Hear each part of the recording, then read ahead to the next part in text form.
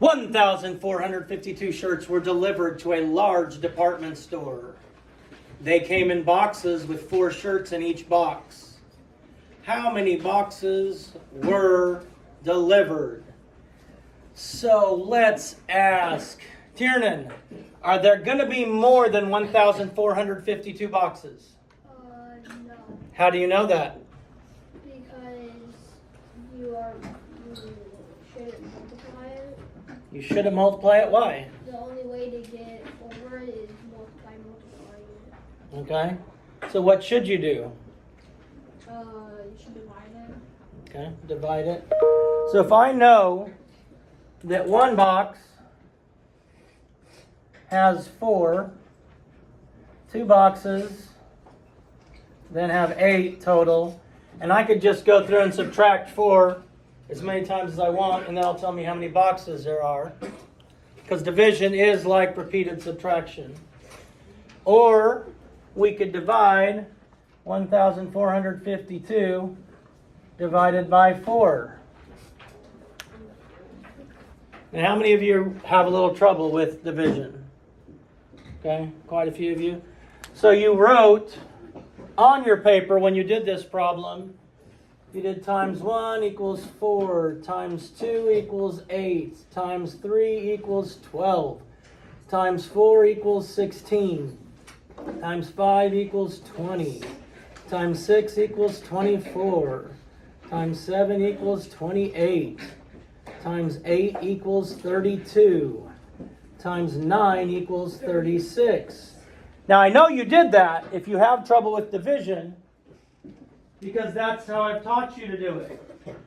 And if we do it this way, we're not going to make mistakes when we're doing division. Yes, sir. The reason why I don't have any trouble with it is because I do that. Yeah.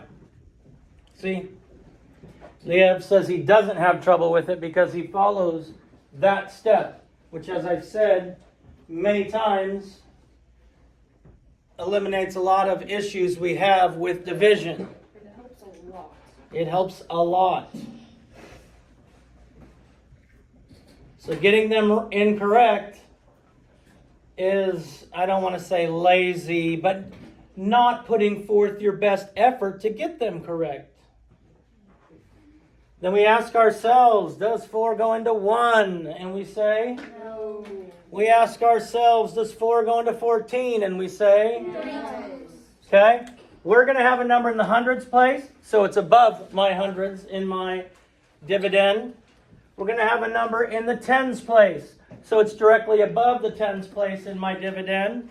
And we're going to have a number in the ones place, so it's directly above the ones place in my dividend.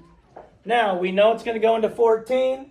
We come over here, we get as close to 14 as we can, and that's going to be what? 12. 12.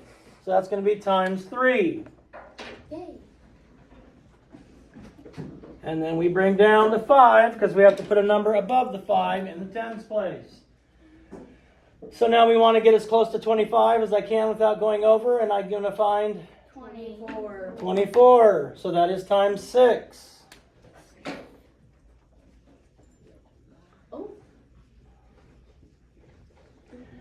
Now we have 12. We have to divide into 12 to give us our number and our quotient for the ones place. As close as we can get to 12 without going over. 12. 12. So that is times 3.